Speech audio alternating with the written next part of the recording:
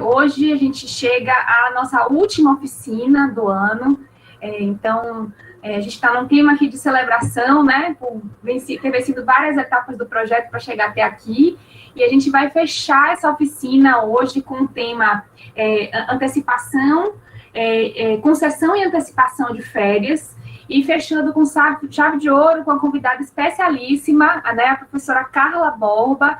Um grande prazer em receber a professora Carla, que é advogada, professora universitária, palestrante, especialista em direito do trabalho e em processo do trabalho, e mestrando em família e sociedade contemporânea. Professora Carla, é um prazer, né, como eu disse, lhe receber, ter você aqui hoje, nesse momento especial, para a gente conversar sobre os temas de direito do trabalho, que é um tema caro e importante para o projeto.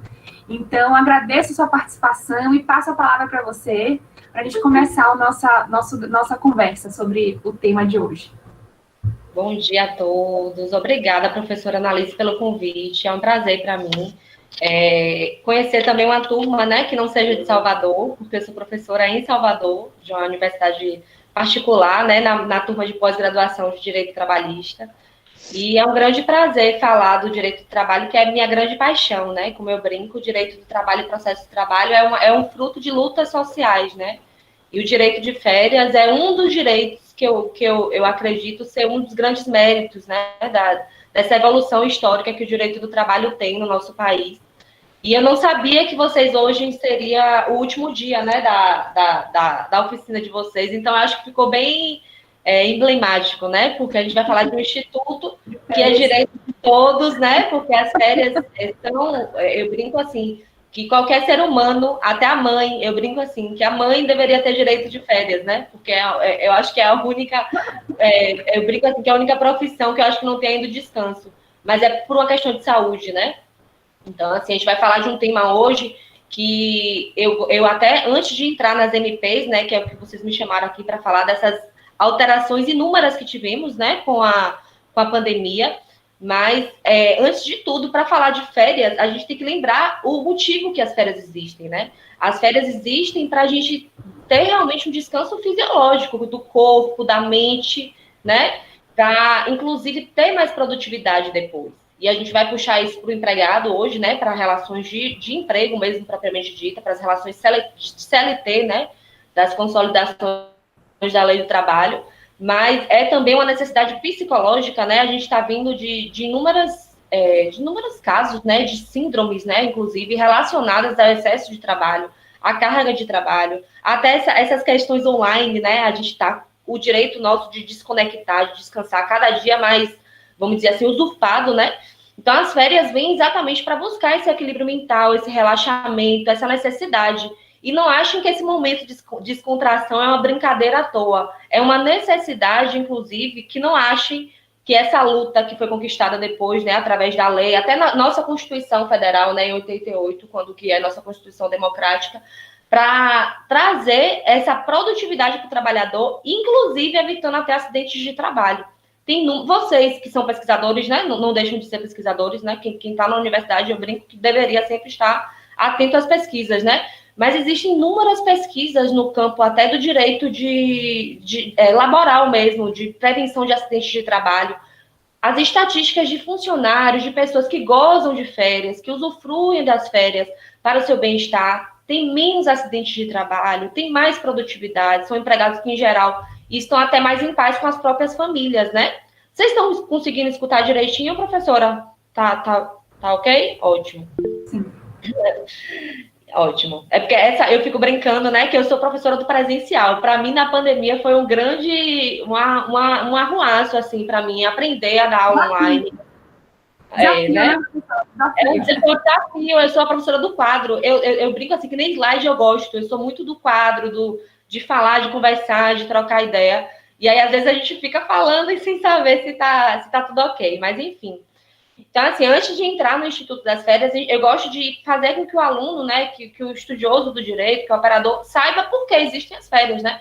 Então, as férias existem com esse intuito, o intuito da saúde mesmo do trabalhador, da sua saúde mental, da sua saúde física, psicológica.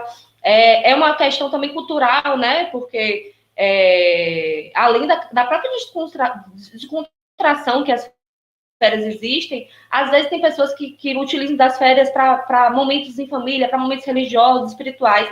Existem inúmeros fatores, né?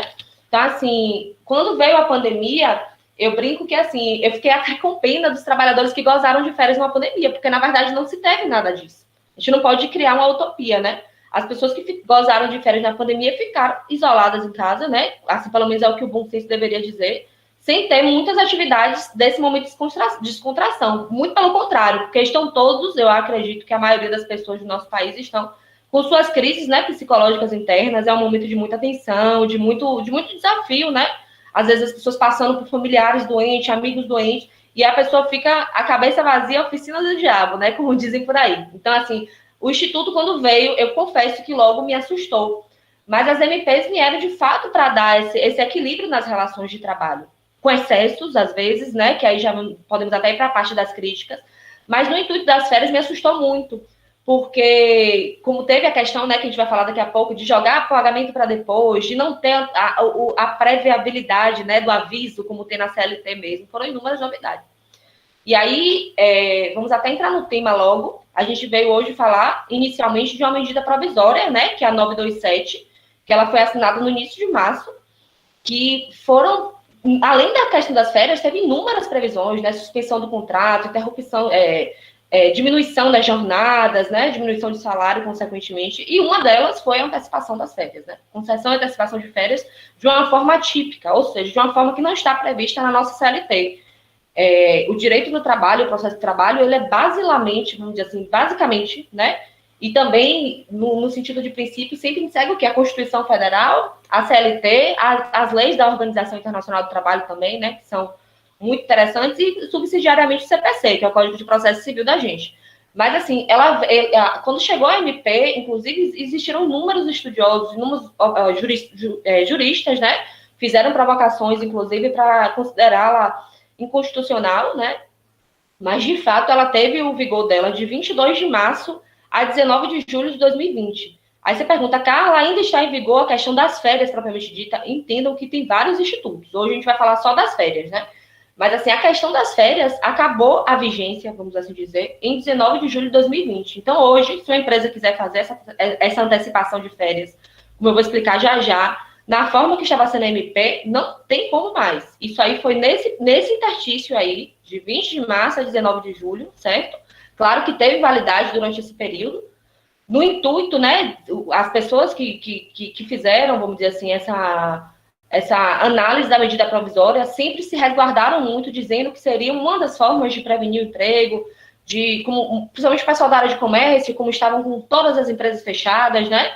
Então, vamos deixar esse pessoal em casa, e teve validade. Isso aí a gente não tem muito o que conversar, né? Então, assim, o que é que acontece? Quando a gente vai para a questão das férias, o pagamento, que eu acho que é a parte mais hilária, assim, da medida provisória, é a informação de que o pagamento dessas férias, o texto das férias, né, ele pode ser dado, que aí foi agora que aconteceu, até a data em que é devida a gratificação natalina.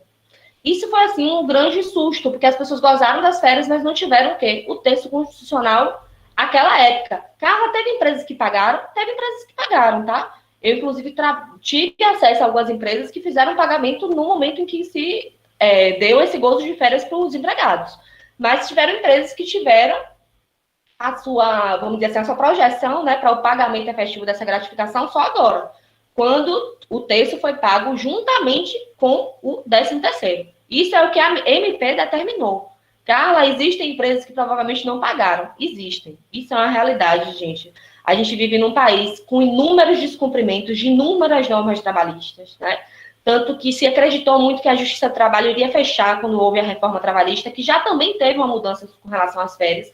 E assim a gente vê que teve uma diminuição efetiva de número de processos, um fato, até porque foi um acesso ao Poder Judiciário, né? A gente teve uma grande barreira, né? A reforma trabalhista trouxe uma grande barreira dos empregados conseguirem mostrar na justiça que tinham seus direitos violados. Mas os direitos continuam sendo violados dia a dia. Carla, existem empresas que fazem tudo direitinho, inúmeras também, inúmeras. Eu fico brincando assim que, graças a Deus, eu sou advogada de algumas empresas em Salvador. Inclusive, já fui, inclusive, por coincidência, eu estou em Aracaju, né? Eu até falei com a Analice, que coincidência, eu acho que é a questão até de energia, que eu vim para Aracaju por outros motivos de trabalho, mas, assim, existem empresas que fazem tudo da forma correta, mas são inúmeras empresas, gente, inúmeras empresas que fazem tudo assim, você já abre uma brecha enorme de fazer esse pagamento agora no 10º, e inúmeras empresas não pagaram, nem com o 10º, nem com a gratificação natalina. Então, assim, é uma cultura que a gente tem, né, no nosso país, infelizmente ainda, de muito descumprimento de normas que já são frouxas, vamos assim falar, né, no vocabulário bem, para a gente entender o que é. E aí a gente teve, né, a primeira coisa que teve com essa medida foi essa situação, porque que é o pagamento do terço no momento da gratificação natalina, ok? A outra coisa, o momento em que se avisa ao trabalhador das suas férias. Com a medida provisória, a antecipação de férias, né, individuais, principalmente falando, né, propriamente dita, a empresa podia comunicar em 48 horas ao empregado que ele estaria usufruindo já, de fato, sobre suas férias.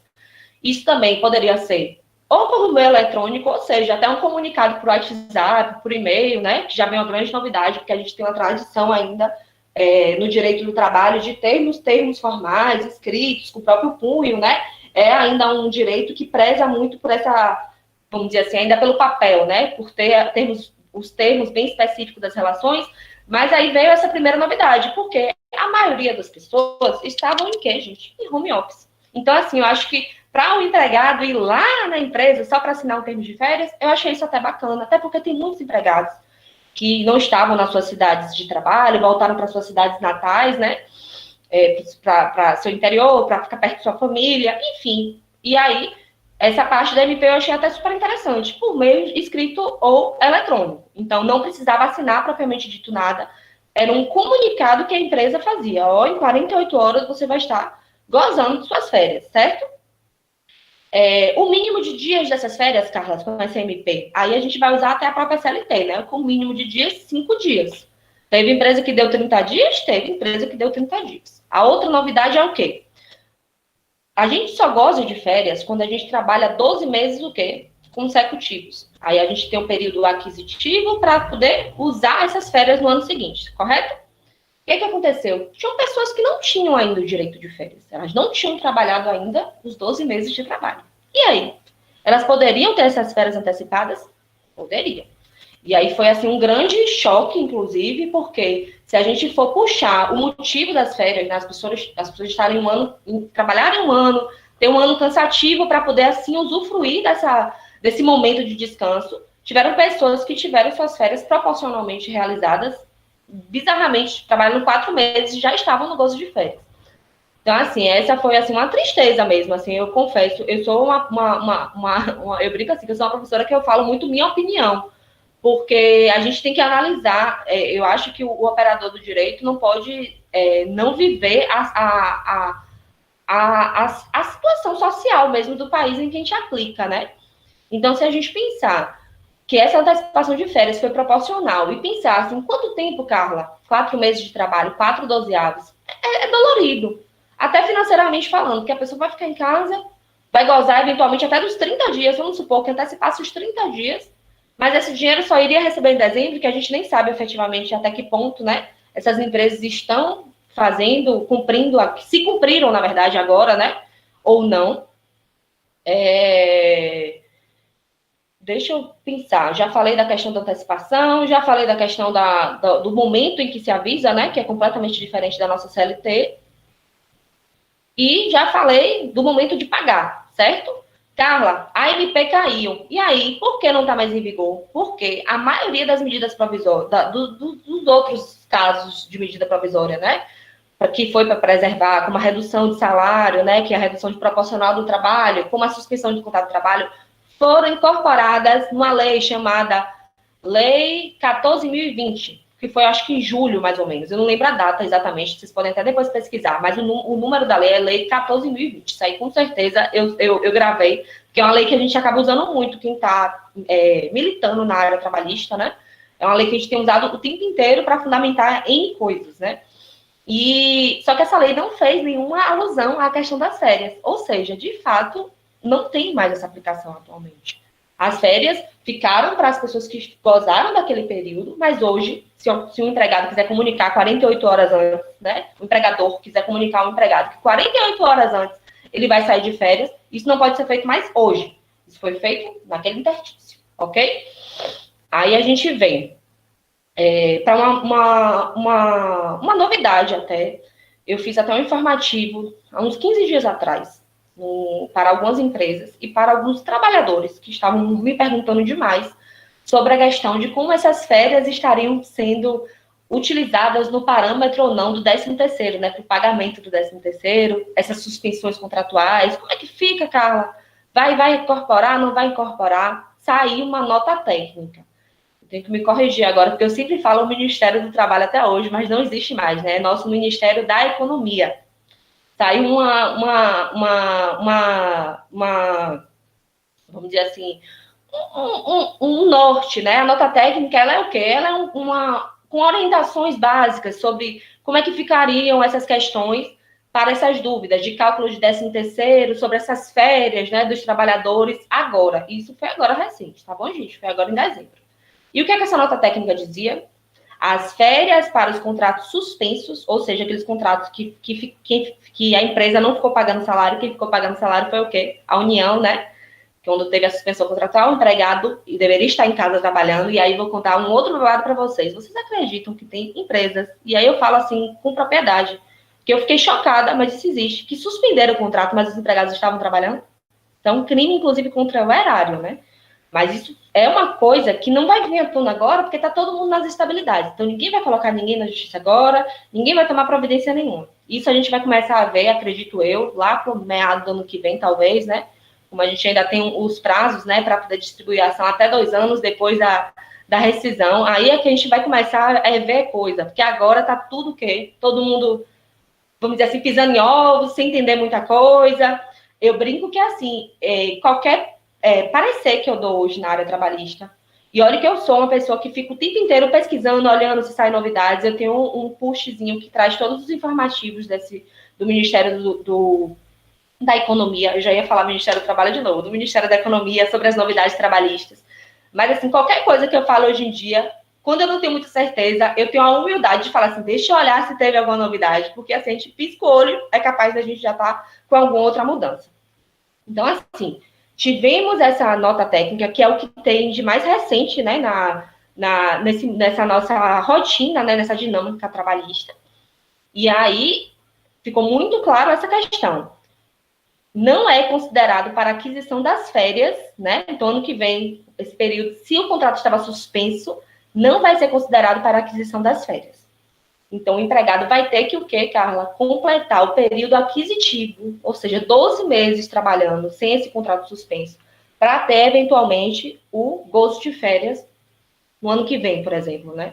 Então, todo mundo que estava com o contrato suspenso não estava contando esse tempo para uma eventual férias reais, né? Porque a gente teve uma fake férias agora. Quem teve esse gozo de férias agora, não de fato pôde viajar, provavelmente não pôde ficar com sua família, né? Pouquíssimas pessoas usufruíram desse instituto para ter realmente uma paz psíquica, né? Eu tenho uma proposta até de uma empresa que eu trabalho lá em Salvador, que ela saiu 30 dias de férias, ela voltou exausta, super cansada.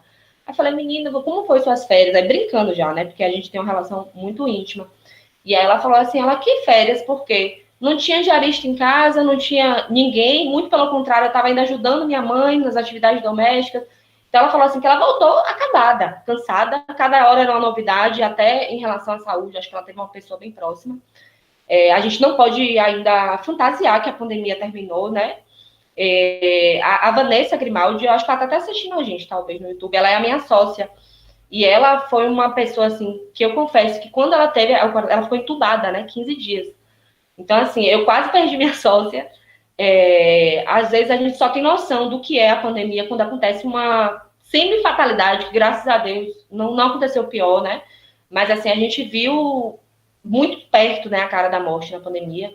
Então, assim, eu brinco que agora a gente vai ter o recesso, né, que são as férias dos advogados, mas eu estava falando, que recesso vai ser esse para mim? Porque eu não vou poder viajar para me divertir, eu não posso ver meus pais, eu não estou em paz, porque sempre tem, cada hora é uma pessoa ficando doente, né? Então, assim, é muito conflitante, né, isso que a gente está vivendo. Então, voltando até para o tema mesmo, propriamente dito, os contratos, Carlos, que foram reduzidos, né? Não teve contrato que diminuiu a jornada, diminuiu o valor que recebe. Como é que fica as férias? Também vai ser igual aos contratos suspensos? Ano que vem não vai contar? Graças a Deus, não. Esse pessoal que teve a jornada reduzida de trabalho, utilizando, inclusive, da medida provisória, e agora que já virou lei, né? Vai continuar contando como se estivesse trabalhando, porque, de fato, eles estão trabalhando. Aí também eu brinco que já seria demais, né? Acho que temos que ter até um pouco de ressalva, né? Que não se pecou muito nisso. Então, quem está com contrato reduzido vai gozar depois de suas férias naturalmente. No caso, para fins, né, de período aquisitivo de férias. E aí, eu acredito que eu falei, porque me falaram, inclusive, que eram pouquinhos minutos, então, assim, eu fiz um resumão sobre essa questão das férias na medida provisória. Eu não sei se tiver qualquer dúvida, eu estou à disposição. Se eu não falei de alguma coisinha, pode perguntar, Carla, você não falou disso? Eu tentei fazer, assim, passar um pente fino em cada detalhezinho que teve, né, das férias. Tem uma coisa que não é muito relacionada à pandemia, mas que as pessoas, que foi uma mudança recente na própria reforma trabalhista, né, que tem pouco tempo.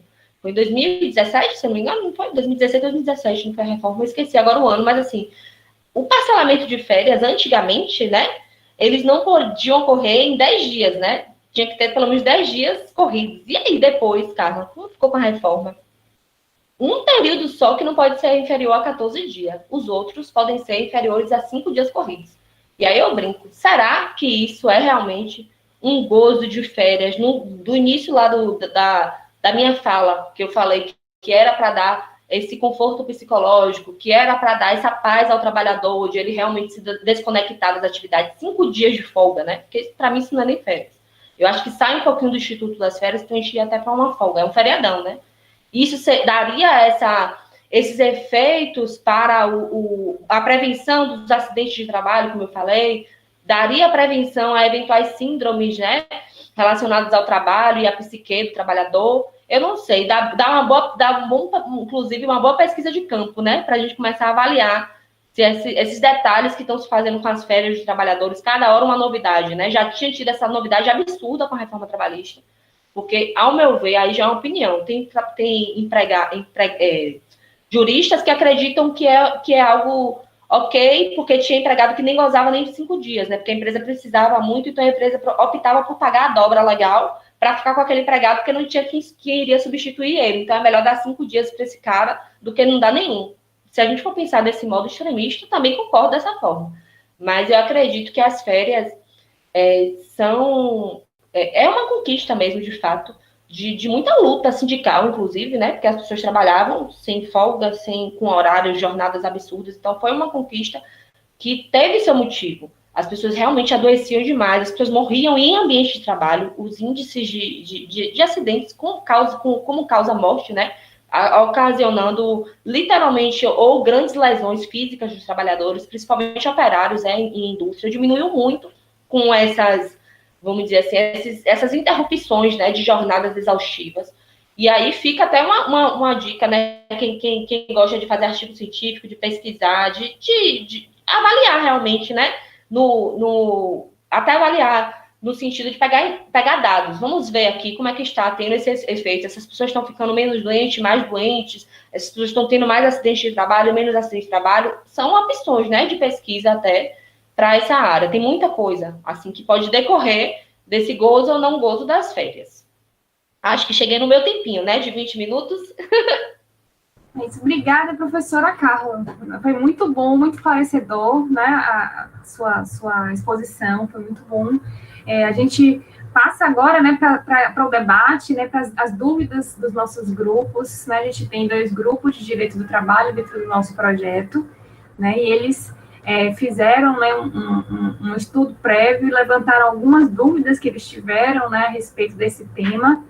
E aí eu queria convocar os grupos para a gente aproveitar a oportunidade da professora Carla aqui e fazer essas perguntas. Deixa eu só... a gente pode chamar no grupo 2, Sayonara, Giovana, Fernanda. Oi. Quem é que vai ser o porta-voz? Oi. Bom dia. Então, Oi, bom dia, Fernanda. Vou pegar aqui as perguntas. A concessão e a antecipação de férias foi uma das medidas emergenciais adotadas para a manutenção do emprego e da renda durante a pandemia de Covid-19. Fernanda, você podia falar um pouco mais devagar? Sim. Considerando que durante esse período de pandemia, o empregador poderia adiar o pagamento das férias para o mês seguinte, o colaborador poderia receber o benefício emergencial. Você prefere que faça em bloco ou que faça todas, uma de cada vez, professora? Eu prefiro uma de cada vez. Vamos responder cada um. Bom, o benefício emergencial, propriamente dito, ele não é para empregados, né? O benefício emergencial foram para pessoas que não têm vínculo de emprego, que não estavam, vamos dizer assim, com o cadastro ativo, né? Eu brinco até que é no sistema do E-Social. Quem é empregado, quem estava com seu emprego ativo, não tinha direito a auxílio, tá bom? O auxílio emergencial foi para pessoas que estavam na informalidade. Geralmente pessoas até ambulantes, diaristas, pessoas que não têm o emprego. As pessoas que tiveram emprego e que gozaram de férias, elas eventualmente poderiam gozar um período de férias e depois haver uma suspensão do contrato. Não podia, no mesmo período, vamos dizer assim, confundir férias com suspensão contratual. Isso não. Até porque não seria interessante até para a empresa. Muitas empresas, que foi inclusive o que eu vi na prática, foi o seguinte: a primeira coisa que saiu logo foi, pode dar férias antecipadas. Aí todo mundo, saiu dando férias para todo mundo que podia. Principalmente o pessoal que estava vencido, o pessoal para passar, saiu se dando férias para Deus e o mundo. Até porque o benefício da suspensão do contrato de trabalho tem todo um protocolo para a empresa ter esse benefício. Então, tinha empresas que estavam irregulares com a União, que tinham que fazer seus cadastramentos, suas atualizações com os contadores da vida, né? Que eu brinco que o coração da empresa é o contador. Um contador bem assessorado com um advogado vai, assim, voar, decolar, entendeu?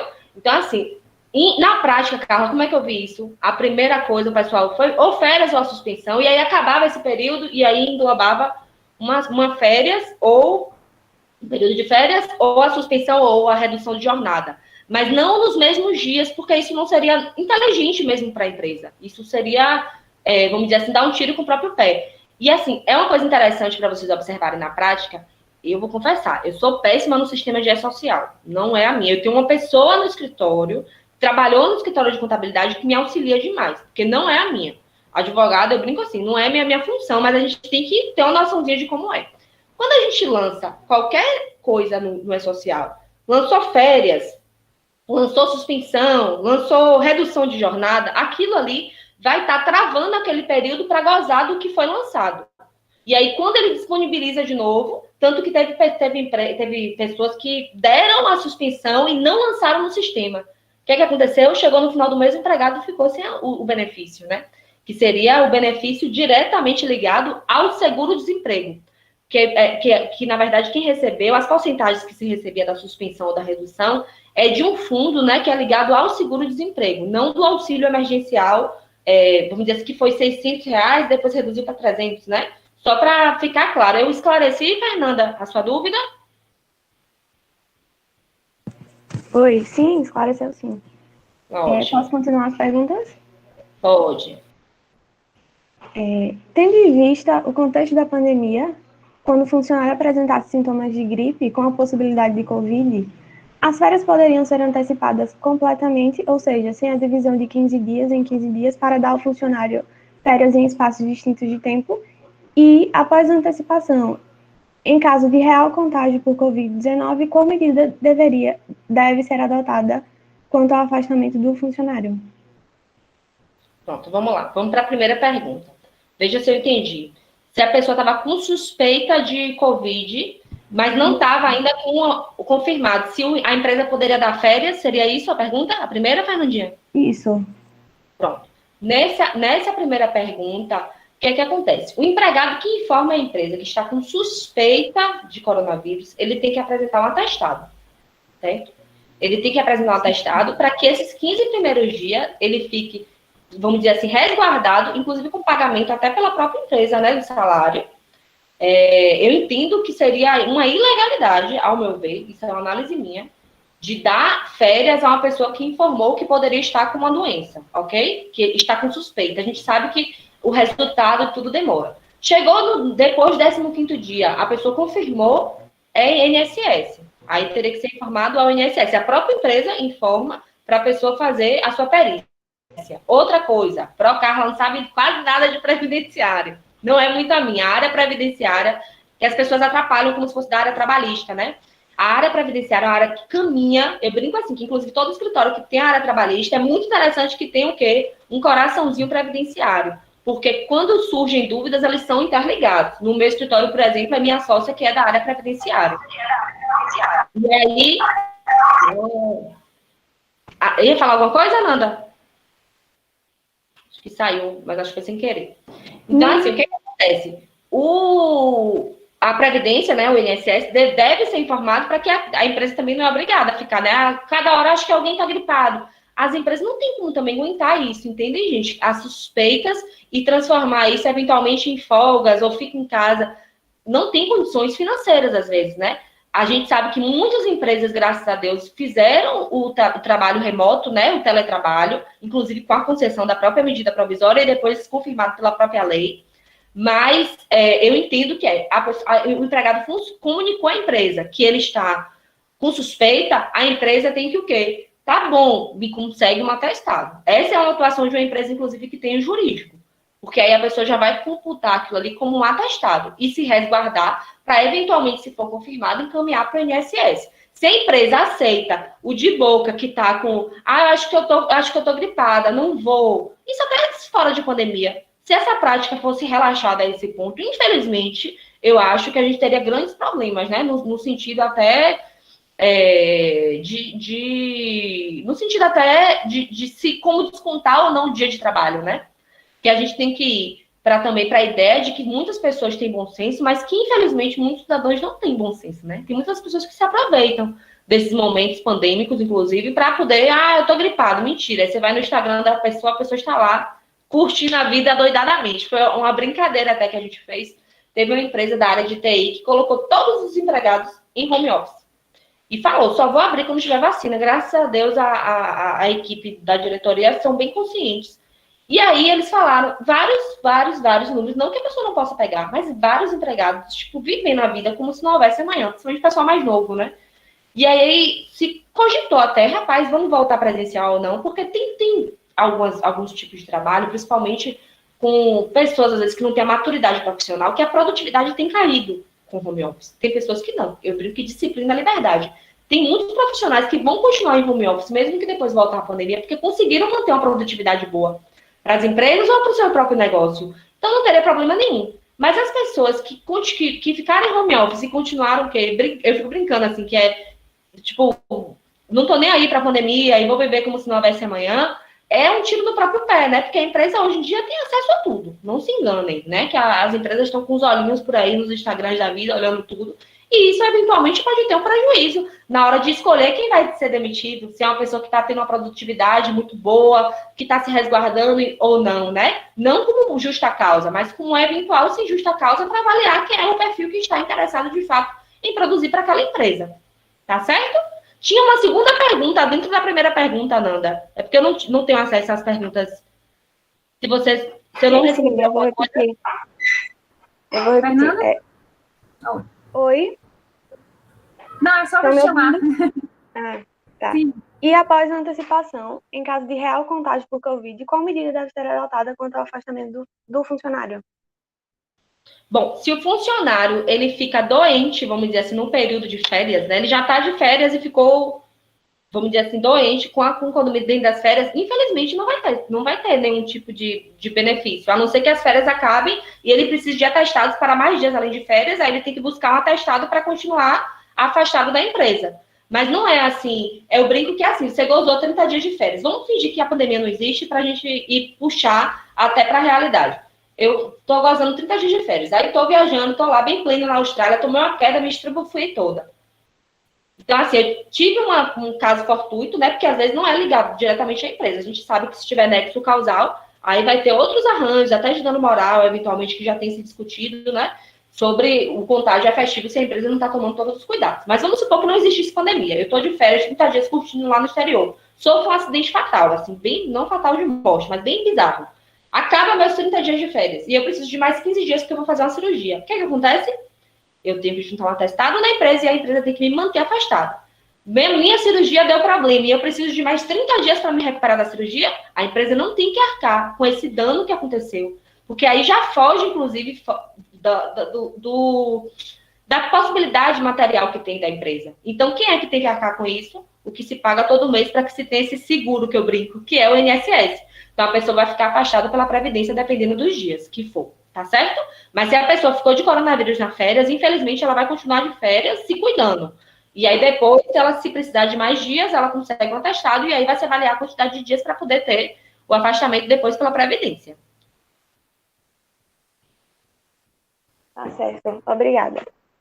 A gente ainda tem uma pergunta, vou continuar. Tendo em vista o cenário acarretado pela Covid-19, é possível que o período de férias seja concedido antes do final do período aquisitivo de um ano de serviço? Caso a resposta seja sim, e o trabalhador for demitido antes de completar 12 meses, após receber essas férias antecipadas, haverá dever de restituição? Como será feito? Vamos lá. Eu respondi até essa questão de antecipação, né? Pessoas que não tiveram 12 meses de trabalho e tiveram antecipação de férias. Isso pode, Carla, no início da aula, né? Eu até falei, pode sim, não tem problema nenhum. Porque as férias podem ser antecipadas de pessoas que não têm ainda um período inteiro, né? Vamos assim dizer, não tem os 12 meses de trabalho. Isso foi uma faculdade da MP, certo? E não tem problema nenhum. Eu não entendi a segunda pergunta. Se a resposta fosse sim, qual é a outra parte? Um trabalhador for demitido antes de completar 12 meses, haverá dever de restituição de férias, eu acho. Não, não vai restituir. Ele vai, o terço, se não tiver sido pago ainda, porque poderia ser pago na gratificação, ele vai ter que pagar na rescisão, no ato da rescisão. Não vai poder esperar até dezembro, por exemplo.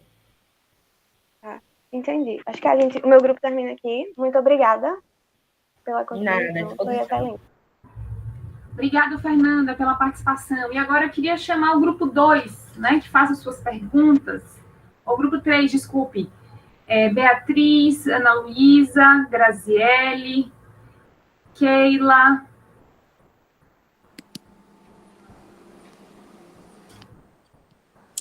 Bom dia, professora. Oi, Keila, bom dia. Nós temos algumas perguntas aqui, talvez a senhora já tenha respondido até algumas. Olha só, a primeira. Quais os efeitos da caducidade da MP 927 sobre a concessão e antecipação de férias? A segunda. Vamos lá. Vou responder essa, viu? Certo. Eu prefiro por parte. Vai responder um por um. A MP, ela foi assinada em 22 de março de 2020, certo? Então, ela ficou em vigor de março de 2020, né? E a vigência dela decaiu quando, Carla? 19 de julho de 2020. Isso sobre férias. Outros institutos foram incluídos na lei que eu falei, mas a questão das férias, propriamente dito, ficou em vigor, em vigência, né? Só nesse prazo, tá bom? É interessante até, não é muito minha área, vou entrar até numa área que não é minha muito própria de direito, mas é algo que todo operador de direito tem que saber. Medida provisória, ela entra em vigor imediatamente, certo? Na publicação, publicou no vigor, já está em vigor, em pleno vigor. Então, não teve empresa que no dia seguinte, que já estava desesperado com as empresas fechadas, sem saber o que ia fazer com o trabalhador, e já tomou-lhe férias, e os jurídicos e a assessoria jurídica ficou doida, porque fazendo termo, né, para poder adequar ou para fazer a suspensão, e procura saber como é que o contador que vai fazer isso não é social. Quando passa 120 dias, se isso não for aprovado no Congresso, o que é que acontece, gente? Vai-se embora o vigor, né? A validade. Então, o que é que aconteceu? No caso da medida provisória, vamos dizer assim, no recorte das férias, ela não foi depois incluída na lei. Suspensão, diminuição de jornada foi. A questão das férias só ficou nesse interstício que eu falei, de março a julho, tá bom? Vamos para a segunda, que você ia falar. De acordo com a MP 927 de 2020, como seria negociada a antecipação de períodos futuros de férias? Com base nessa antecipação, é possível que o direito de gozo anual de férias dos trabalhadores seja mitigado posteriormente? Na verdade, a medida provisória ela autorizou antecipar.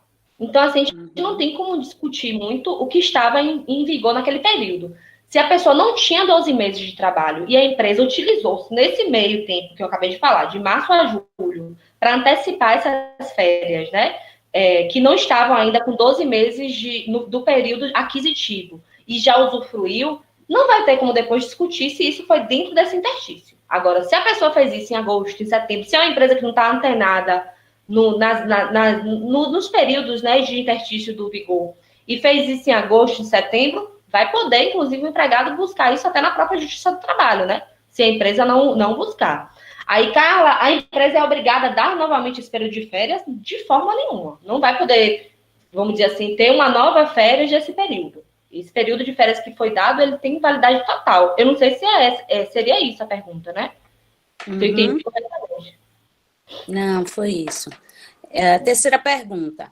Ainda que o empregado não tenha completado o período aquisitivo, é possível que ele tenha direito à antecipação das férias? Se possível, o que pode ocorrer se durante esse período ele for demitido? É a mesma pergunta, né? É a mesma... Tá me perguntando, pode antecipar, isso é um fato. Agora, se ele antecipou as férias, vamos supor, estava trabalhando lá 5 meses, antecipou as férias de 12 meses, certo?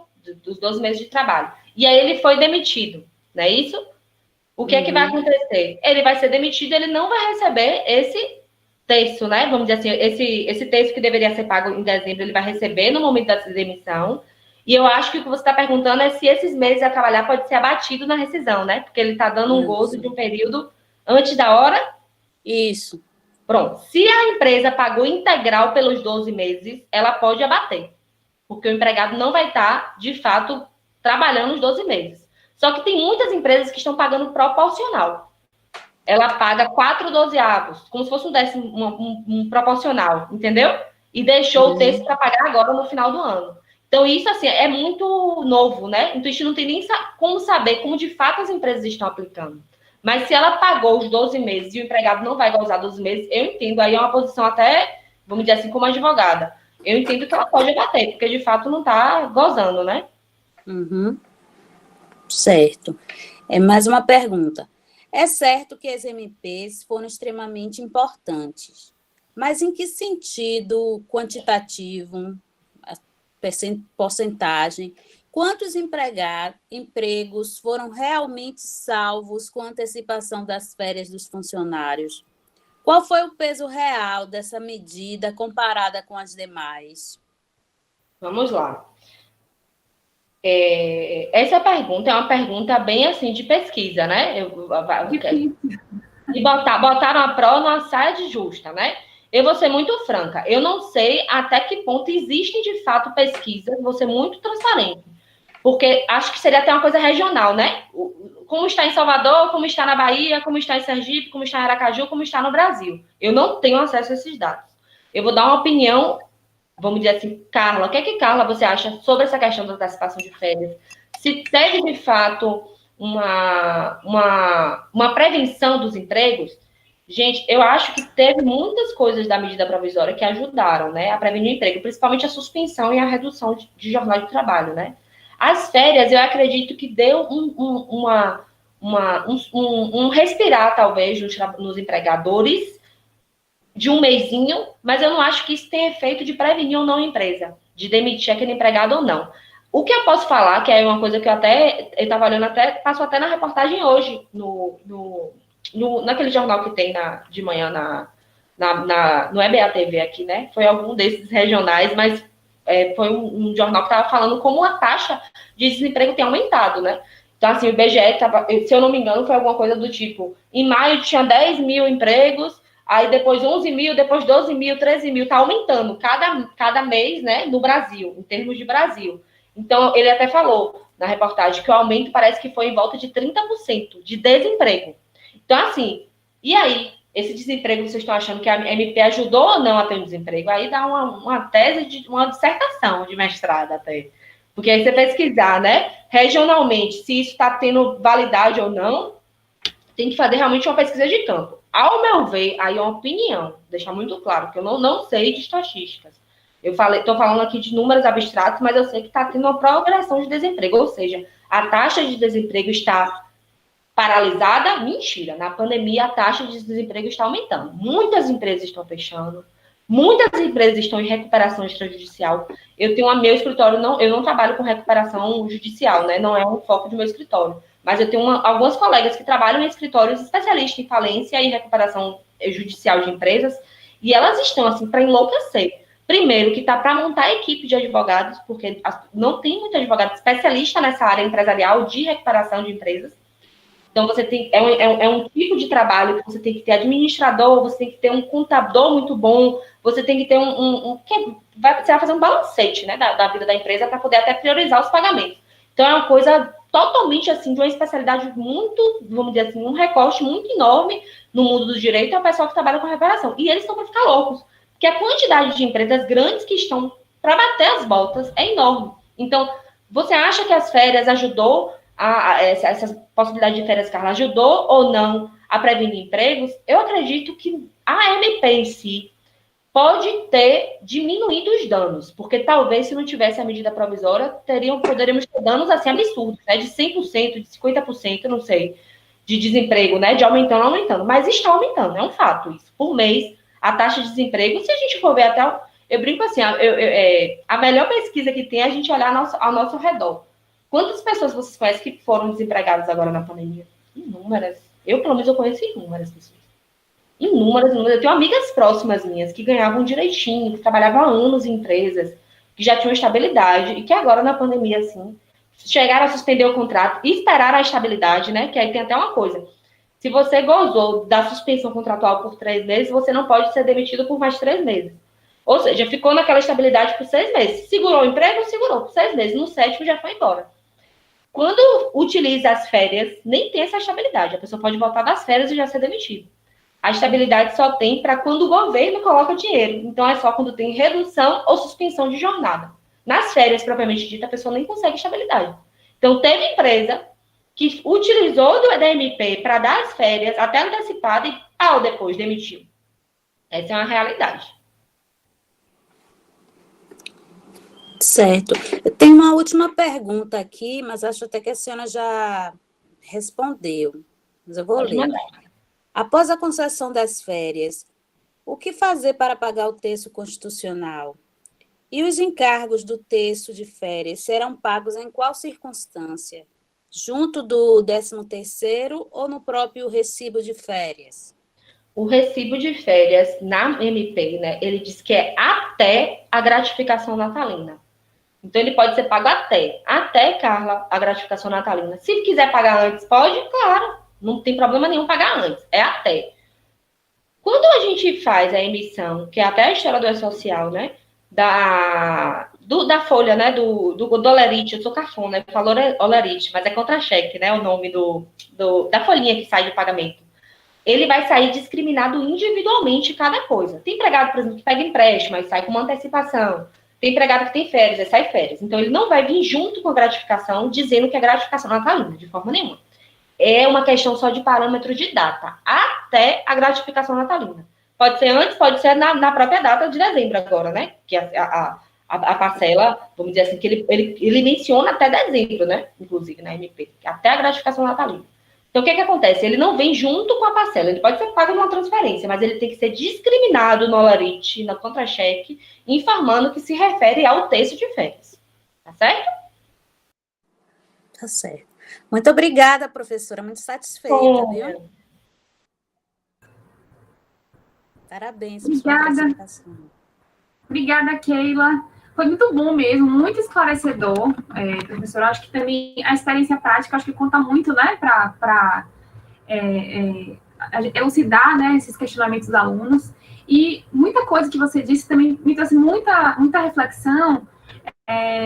Esse trabalho, esse projeto, ele associa direito urbanístico e direito do trabalho, né, que são duas áreas que eu tenho trabalhado esse ano, né, meu foco de pesquisa é urbanístico, quanto mais eu tenho estudado sobre o direito do trabalho, eu acho que o direito do trabalho tem padecido de um mal que o direito urbanístico padece já há algum tempo, que é a desnaturação de institutos, né? Parece que as coisas só mantiveram o nome, porque elas não são mais o que eram antes, né? É o mesmo nome, mas é outra coisa, a gente não está mais falando. Quando você fala de férias, né, a gente mudou tantas coisas nesse instituto que ele já não é mais aquilo que se pensou, né, inicialmente, né, já é outra coisa, né? Então, a gente tem uma mudança profunda, mas com a face, como se a face fosse a mesma coisa, mas por dentro está tudo diferente, a CLT, né, por dentro está tudo diferente, não é mais a mesma coisa. E isso eu acho que é um tanto assustador e preocupante, porque dá essa falsa impressão de que as coisas permanecem as mesmas, que a gente tem os mesmos direitos, quando de fato não temos. Né? Não temos os mesmos direitos. Nossos direitos mudaram muito, né? Flexibilizaram, acho que diminuíram muito, né? E eu acho que também não só os direitos diminuíram ou foram flexibilizados ou mudaram muito, mas também as pessoas que têm acesso a esses direitos também estão cada vez... esse grupo é cada vez menor, né? Eu acho que quando eu estudo direito urbanístico, eu digo que o direito civil ele acaba sendo um direito que a gente gasta muitos anos na universidade, muitas disciplinas estudando direito privado, né, contrato, obrigações, né, que não é a realidade, acho que da maioria da população, né, especialmente quando a gente pensa em direito urbanístico, falar de escritura de contrato, não é a realidade da ocupação da cidade, não é a realidade, ter escritura, né, propriedade, não é essa a realidade. E o direito do trabalho começou a ser esse direito, como o direito civil né, assim, a carteira do trabalho, né, o emprego formal, né, os níveis de informalidade são altíssimos, né, você falou de desemprego na pandemia, altíssimos, então a gente tem cada vez... Os direitos estão sendo flexibilizados e nem esses direitos as pessoas estão tendo acesso.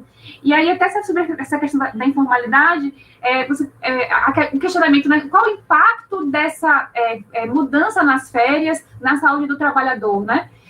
Agora, a gente não tem como saber, né? Como você falou, pesquisas futuras é que vão nos dizer sobre isso ou não, mas eu até fico pensando, a própria informalidade dificulta essa mensuração e comparação histórica, porque os níveis de informalidade, de desemprego são tão grandes, né, que até para a gente comparar o universo de trabalhadores, com certeza esse universo é menor do que de anos atrás, né, para comparação. E eu também fico pensando, é um momento tão desafiador que eu fico até pensando, essa avaliação também, ela exige ciências humanas e ciências sociais aplicadas, né, para entender os efeitos sociológicos disso também. E a gente também está vivendo um momento de questionamento científico, de menos investimento nessas áreas, né, de ciências humanas e ciências sociais aplicadas, né, de redução de bolsa de pesquisa. A gente está aqui falando dentro de uma universidade, né, pública e dentro de um curso de ciências sociais aplicadas, né? Então a gente se vê até para a gente estudar juridicamente isso, sociologicamente isso, filosoficamente, antropologicamente, que isso tudo é importante para a compreensão desses efeitos. Também vai ser mais difícil para a gente compreender o que está acontecendo, porque a gente vai ter menos investimento também nessa área. Então é um momento muito desafiador. Pensando também sobre férias, eu queria falar só pessoalmente sobre isso, assim, essa coisa da produtividade também é muito, muito preocupante, porque o isolamento social, né, tirar férias ou estar tendo que produzir, né, mesmo que parcialmente em casa, a questão da produtividade, acho que ela não é só pelo fato da pessoa não é só indisciplina, eu acho que o próprio isolamento, né, e o Estado, ele dificulta muito a produtividade. Então, eu acho que as dificuldades... Alguém já perguntou isso em alguma oficina anterior sobre isso, né? Se havia alguma pesquisa sobre aumento ou diminuição de produtividade em casa. Né? Tem gente que acha que produz mais em casa, mas nem todo mundo... Como esse momento de trabalho em casa ele não foi planejado, né? Muita gente não foi contratada, inclusive, para trabalhar em casa, né? Foi uma adaptação, o home office, não tinha um espaço adequado para isso, né? Enfim, como você falou, tem gente que não tinha auxílio em casa para fazer os afazeres domésticos, então dividir o trabalho. Tem gente que tem filhos, não tem uma boa internet, né? Tem muitas situações. E tem um momento de viver só isso em casa. Eu tô vivendo muito isso agora. Assim, eu sou do grupo de risco também, então eu tô vivendo a quarentena real, oficial, levando super a sério. Então, tô em casa desde março, né, de 2020, e eu tenho sentido muito pessoalmente os efeitos do isolamento, os efeitos da falta de convívio social, sabe? É muito difícil você viver trancado em casa, né? De só ter do quarto... Enfim, é muito complicado você ainda exigir produtividade, né, diante de um cenário desse, assim, de olhar pela janela e você ter medo de sair na rua. É muito, psicologicamente, realmente. Na verdade, Annalise, eu vou até falar algo pessoal meu, para a gente sair dessa ideia de que o profissional não é uma pessoa por trás, né? Sim. E aí eu vou falar até de um exemplo, falar meu caso concreto. Eu me divorciei há 2 anos, eu morava num apartamento, morei 5 anos fora de casa. Eu falo de casa, que a casa, para mim, é a casa de meus pais, né, e de minha avó. Minha avó tem 93 anos, meus pais são idosos, e quando eu me divorciei há 2 anos atrás, eu tive uma depressão muito séria, de remédios e tudo, e eu optei, não foi uma necessidade financeira, foi uma necessidade emocional de voltar para o meu ninho de amor, que era a casa de meus pais. Não posso nem ficar falando disso que eu vou chorar. Mas, assim, voltei para a casa de meus pais há 2 anos atrás, em 2018. E, assim, a casa de meus pais moram em casa, né? Não é apartamento, é casa. Então, eu tinha toda a minha privacidade de vida, porque meu quarto, inclusive, era no fundo da casa e tudo. E eu vivi... Eu sou uma pessoa que, tanto que eu estudo família hoje em dia, né? Meu mestrado na área de família. Eu sou uma estudiosa dos novos formatos de família, que é, inclusive, a minha. E assim, eu estava vivendo o auge da minha felicidade nesse retorno para casa. Já pensava em voltar a morar sozinha, porque também quando você mora sozinha, você está com seus 30 e poucos anos, você também já quer sua individualidade. Mas eu falei, vou acabar meu mestrado aqui nessa paz, porque eu tinha o apoio doméstico, o apoio de carinho mesmo, de cuidado. E aí veio a pandemia. E aí, em março, eu estava morando com minha avó, de 94 anos. A gente tinha 2 cuidadoras em casa. E aí, minha mãe falou assim, não tem condições, a gente vai assumir esse risco de trazer pessoas que a gente não sabe a cultura, né? A gente estava muito naquele início. E aí, minha mãe falou assim, acabou, ninguém entra, ninguém sai. Eu fiquei março, abril, maio e junho, eu e minha mãe assumindo. Minha mãe é superintendente do Estado, trabalha com obras, lá um órgão chamado SUPAT, no estado da Bahia. Então, ela tem um cargo vamos dizer assim, de muita questão, e tava muita obra, esse negócio de hospital, tudo tava uma confusão. Ela, com a rotina de coordenação, né, de setor, naquele home office, minha idosa, e aí a gente tinha que fazer almoço, cuidar de minha avó, banho, rotina de um idoso que tinham 2 cuidadoras que antes faziam. E as 2 cuidadoras virou quem? Eu e minha mãe, e meu pai. Meu pai trabalha com obra, meu pai é engenheiro, né, eletricista, ele trabalha com a parte elétrica e hidráulica. E aí, meu pai gerenciando uma obra a toda distância. A casa virou um verdadeiro quarto, né? Porque imagine, 3 pessoas totalmente ativas dentro de casa para gerenciar a vida de uma idosa, almoço, a casa enorme, e limpa e faxina, uma confusão. Na verdade, eu brinco assim, eu vivi o isolamento de março até junho, não que eu não esteja vivendo agora, mas eu nem em mercado eu ia. E eu tenho, até quem me segue, a Annalise me segue, eu faço trabalho social há 7 anos aqui em Salvador, né? Então, assim, eu faço trabalho social toda semana e eu tive que me afastar do trabalho social da linha de frente, porque eu sempre fui da linha de frente. E eu tive que só o quê? Ficar responsável por, pega a doação na casa de tal pessoa, leva em tal lugar. Quando eu me vi dentro de casa, eu quase enlouqueci. E aí, voltou a parte extrajudicial, principalmente tabelionato, tudo de divórcio, o pessoal pressionando para assinar inventário, e eu sem poder sair de casa. Eu falei, não vou botar minha avó e minha mãe em risco. Então, eu tive que me mudar, vamos dizer assim, às pressas. Hoje em dia, voltei a morar sozinha, e desde junho que eu não abraço minha mãe, meu pai e minha avó. Então, para mim, assim, a pandemia foi uma loucura emocional. Graças a Deus, assim, eu tenho outros apoios, né? Meu namorado, que é uma pessoa muito parceira, sempre comigo. Eu tenho uma amiga minha também, que tá vivendo isso, que é a família do interior, e a gente acaba que se encontra. Aí que eu falo, hoje se eu encontro meu namorado, eu fiquei sem ver meu namorado. Então, assim, se hoje eu encontro meu namorado e minha amiga, eu não estou mais em isolamento como eu estava. Eu penso assim, isolamento foi o que eu vivi, de março a junho.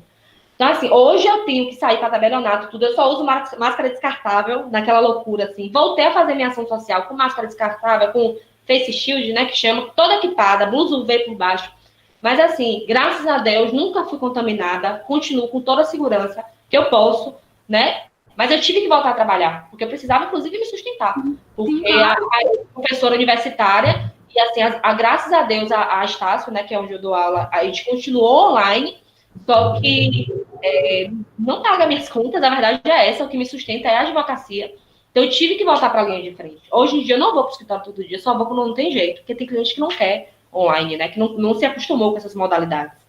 E tem cliente também que ignora que a pandemia existe. Então, chega lá, tira a máscara. Eu sou a chata da fila. Eu falo assim, bote a máscara. Quer tomar café? Tá, tome ali na outra sala. Eu fiz uma sala para cliente tomar café, não vai ser na minha. Porque assim, gente, a gente não pode ignorar o que existe, né? Então, assim, eu tive que voltar a trabalhar. Então, qual foi o melhor cuidado que eu tive? Eu saí de casa, que para mim, emocionalmente, foi muito difícil. Mas eu precisava manter. Então, assim, a gente tem que ver que por detrás de cada profissional existem seres humanos com questões. E eu acabei de contar as minhas para que vocês saibam que todos nós temos inúmeras situações emocionais. Então, a produtividade, tem dia que eu tô... E olha que eu trabalho 3 turnos, né? Eu fico assim, se eu não trabalhar um turno, eu fico me sentindo culpada. E isso é um absurdo. Nossa, a gente já produz tanto. Então, a gente tem que ter o quê? Acolhimento com a gente tem que ter respeito com a nossa história. Respeito com o que a gente está vivendo. Não pode deixar a peteca cair, né? Porque também, senão, a gente não vai ter... Vai ser realmente um problema social muito maior, né? Mas eu acho que a gente tem que acolher, de fato, todas as emoções que todo mundo está sentindo e exigir, né, de um mundo que é tão competitivo. A gente vive, gente, num mundo que é muito competitivo, com alta competitividade real, né? Eu brinco assim, que às vezes tem gente no Instagram que eu vejo, a pessoa faz isso, e tá em um monte de coisa. Não dá. A gente não vai sustentar isso por muito tempo, né? Ou a que custo isso vai ser sustentável? A custo de ficar tomando remédio para acordar, para dormir... Para tudo é remédio, não pode ser assim, né? Então, assim, a gente tem que ter um cuidado muito grande quando a gente pergunta qual é a produtividade de um trabalho, como é que está isso. Isso tem que ser feito de uma forma respeitando demais, né, as realidades, né? E tendo coerência também que, como até a Analice falou, as flexibilizações na área trabalhista estão existindo e eu não chamo de flexibilização, não, eu chamo de atrasos mesmo, porque foram conquistas que foram feitas por anos para se chegar naquele ideal da CLT que está sendo rasgadinha, né? Cada dia vai se rasgando um pouquinho, e as consequências vão chegar uma hora, né? Na saúde, provavelmente, do trabalhador. E quando isso começar a acontecer, que talvez a gente comece a entender qual é o caminho que, de novo, a gente vai ter que seguir, que é o de luta, de conquista, de se falar sobre as questões sociais. Porque as pessoas não gostam de falar, né, sobre as questões sociais, não gostam de falar das pessoas. Eu falo assim, eu sou a pessoa que trago a realidade, como eu vivo, né? Eu vivo a solidariedade no meu dia a dia, porque eu vou para... Lá em Salvador a gente chama de malocas, né? Que são os lugares que as pessoas moram na rua. Então, assim, eu entro no lugar, eles me conhecem. Eu sou, Carla, você não tem medo? Tem dia que vai eu e uma amiga entregar. Tem dia que vai 5, 6 voluntários. Você não tem medo de entrar? Eu falo assim, gente, eu vivo isso. Então, assim, eles me conhecem, eu conheço eles, eu não tenho que ter medo. Eu tenho que ter medo se eu ficar em casa sem fazer nada. Então, a realidade social, ela existe aí de uma forma bizarra. Como você falou, os desempregos é uma utopia, porque é a uberização que eu brinco, né? Quantos advogados estão rodando de Uber? Quantos profissionais capacitados, técnicos estão rodando de Uber? Ah, mas eu estou conseguindo ganhar 3, 4 mil de andando de Uber, mas não tem férias, não tem 13º, não tem FGTS, não consegue comprar uma casa. As pessoas, assim, que aí já puxa até para a sua área, as pessoas não conseguem hoje comprar um terreno com facilidades, as pessoas não conseguem investir em uma casa, um apartamento numa planta que seria mais barato, até de 100 mil, porque as pessoas não estão com condições, as pessoas não estão entendendo. Porque antes o empregado, ele tinha aquele salário ali, mediano, mas ele tinha o FGTS. Quando ele passava 5, 10 anos de trabalho, ele tinha dinheiro para comprar uma casa, ele chegava lá na construtora, não, eu vou usar meu FGTS de entrada. Aí tinha 30, 40, 50 mil, até mais, dependendo do tipo de emprego da pessoa, para poder usar de entrada para comprar um apartamento, para comprar o sonho da casa própria. Isso não existe mais. É uma utopia, né? Romantizando ainda como empreendedorismo. Se fala muito de empreendedorismo, porque não tem emprego.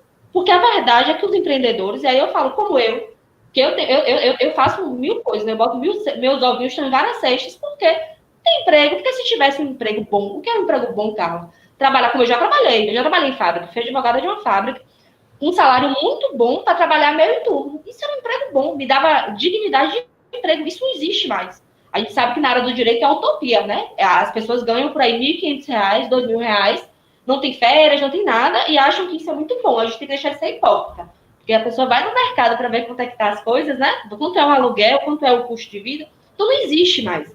Então as pessoas romantizam muito, né? Ah, não, mas o cara do iFood está na correria melhor do que estar desempregado, roubando. Gente, é uma romantização da precarização da mão de obra do trabalho. Porque o cara não tem, se acontecer um acidente, alguma coisa, a família não vai ter nada. Poucos recolhem o seu INSS, igual as diaristas. Eu brinco que toda diarista que passa por mim já sai sabendo como é que recolhe o seu social. Porque às vezes elas ganham até bem, né? Elas ganham bem assim, conseguem tirar até mais do salário mínimo. Eu falo, mas pelo amor de Deus, você precisa recolher sua guiazinha. Aí ensino como é. Manicures, né? Porque hoje em dia é tudo PJ. Você pergunta, senta no salão de beleza e pergunta, quem é que tem emprego mais no salão de beleza? Cabeleireiro? Ninguém. Então a gente tem, como operadores, de começar a instruir essas pessoas, pelo menos próximas, né? Falar sobre isso. Para as pessoas começarem a recolher seu INSS para ter aposentadoria, para terem o direito de ficar doente, né? Eu brinco que, assim, o direito de ficar doente. Um advogado que ficou doente na pandemia. A OAB está com fundos aí para poder conseguir dar alguma, acho que até em formato de empréstimo, se eu não me engano. Mas assim, a gente vive uma situação social muito precária em relação ao trabalho. E é uma utopia, né? Isso que você falou agora, né, sobre várias coisas que você disse, mostram como o emprego formal, ele é uma estrutura, né? Você falou que no escritório precisa ter um advogado trabalhista com um previdenciarista. E o emprego formal e a questão da assistência social e da previdência, né? O emprego formal, ele dá uma estrutura de proteção ao sujeito, né?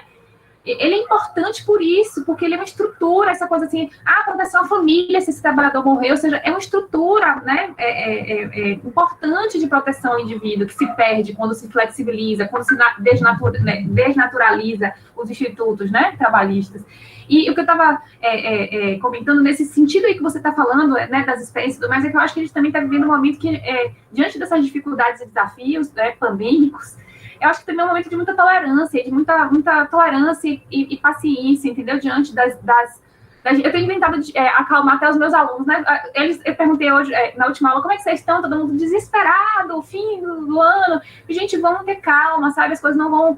Porque é isso, a gente precisa conservar, né, nossa sanidade, inclusive, nesse momento, a gente precisa levar as coisas com certa calma, né? Porque isso, eu tava, enfim, tinha pensado só um raciocínio que a gente, sobre as férias, né? Isso que você disse, da gente tirar as férias na pandemia, é justamente isso, você tirar férias e não ter a oportunidade de descanso, né? Você teve as férias formalmente, mas não havia um contexto, uma conjuntura de férias, né? Assim, você não podia sair da casa, né? Não podia conviver com outras pessoas, então não atendeu ao objetivo do Instituto, né, que existe para propiciar aquilo ao trabalhador. O trabalhador não viveu, ele vai voltar ao trabalho sem ter experimentado isso, né? Então, realmente... eu acho que esse ano de 2020 é objeto de estudo aí para... Nossa! Né? Mil pesquisas. É um campo lá... Né? A gente, eu brinco assim, né? A minha paixão incrível em direito sempre foi a área trabalhista. Tanto que, assim, é a área que eu leciono, né, com mais propriedade. Eu sou professora de direito das famílias também, né? De prática de família. Porque foi uma necessidade, eu brinco assim, eu tive que me reinventar, né? Eu sou muito franca, eu não gosto de ficar fantasiando e romantizando as profissões, não. Eu sou advogada trabalhista há 9 anos, né, que eu advogo. E eu sempre consegui me manter direitinha com a área trabalhista. Quando veio a reforma trabalhista, eu perdi todos os meus ovos. Eu fiquei numa situação financeira assim que falei, nossa, não vai dar. Eu perdi quase todos os meus contratos. Eu, inclusive, era advogada de uma empresa aqui em Aracaju, que me pagava por mês, né, de fazer assessoria. E eu perdi, assim, 70% dos meus contratos fixos. Eu tinha um escritório que tinha estrutura de estagiário, de associado, e eu falei assim, não vai dar. E aí eu me reinventei. Eu migrei a advocacia também para a área de direito das famílias, né? Eu não gosto de falar direito da família, são das famílias, são inúmeras famílias, são inúmeras formadas. Comecei a me especializar, hoje eu estou fazendo mestrado na área de família e sociedade contemporânea, por uma necessidade, porque o direito trabalhista foi picoteado, eu brinco, né? Os institutos em si foram picoteados. Então, assim, existe ainda mercado na área trabalhista? Sem dúvida, só que você tem que ser o melhor. Eu brinco assim, que uma advogada... Antigamente teve muita gente, que é o que está acontecendo muito em juizado hoje em dia, que são os advogados que passam ali em juizado, mas não se especializam mesmo na área. Na área trabalhista só ficou, pelo menos com uma notoriedade, quem está estudando todo dia o que está acontecendo. Porque senão, você não consegue nem acompanhar. Você vai chegar na audiência e você vai passar vergonha. Você precisa ter... O direito do trabalho ficou muito dinâmico. Isso também ameaça os direitos trabalhistas, porque nem saber qual que é o direito dele, né? Nem ele consegue acompanhar. Isso. Então, assim, a gente como operador, principalmente quem gosta da área trabalhista, eu falo assim, que é uma É uma missão social até falar informativos. Eu sou assim, eu tenho meu Instagram pessoal e tenho o Instagram do escritório. No Instagram do escritório, eu às vezes gravo vídeo e boto no meu pessoal para que as pessoas perto. Eu não faço isso, gente, para angariar cliente, não. Eu brinco assim, que inclusive minha agenda tá fechada. A gente até fevereiro eu não posso pegar uma ação nova. Nosso escritório, graças a Deus, e é uma opção minha não crescer mais hoje em dia, fazer uma advocacia mais intimista, né? Mas eu faço os informativos no intuito, juro por Deus, Deus sabe o que está no meu coração, para que as pessoas saibam seus direitos. Porque é triste as pessoas não saberem seus direitos. Eu sou a advogada que vou em ocupação, não tenho vergonha nenhuma de falar nisso, vou em ocupação do MTST, vou em Bairro da Paz, que é um bairro popular periférico lá de Salvador, tenho ligação com as comunidades mesmo, assim, de ir para as associações para falar o direito das pessoas, não só na área trabalhista, consumidores, as pessoas são lesadas porque elas não sabem. A gente não tem direito básico na escola básica, né? Não se fala, as pessoas não têm acesso a quais são os seus direitos. Até na área, a gente fez um grupo em Salvador que chama Justiça de Saia, que é sobre violência da mulher, né? E eu sou voluntária na área de direito das famílias, mas e tem muita advogada da área criminal, né? Que precisa.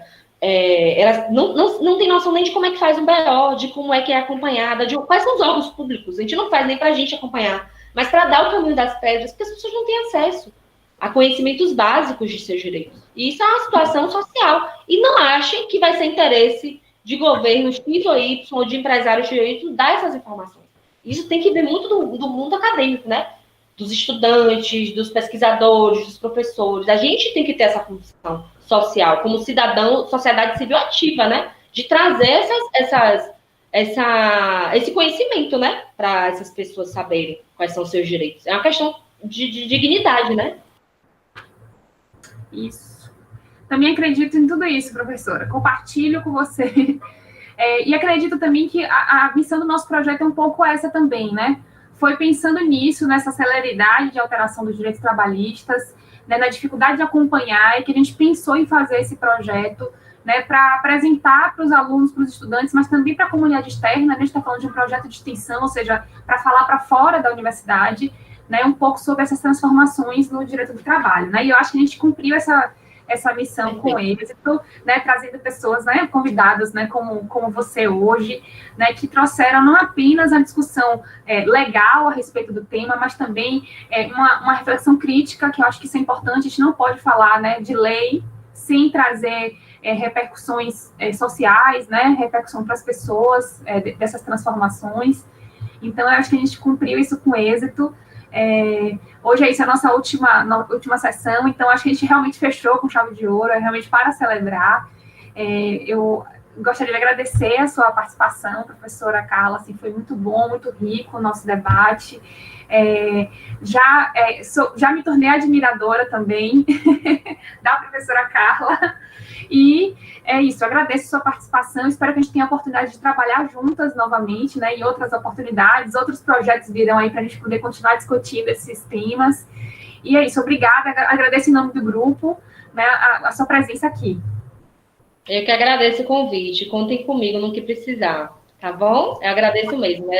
Falar de direito do trabalho é sempre uma oportunidade da gente falar sobre as relações sociais, né? Como você falou, as leis são reflexos sociais. E a gente tem que estar sempre disponível, né?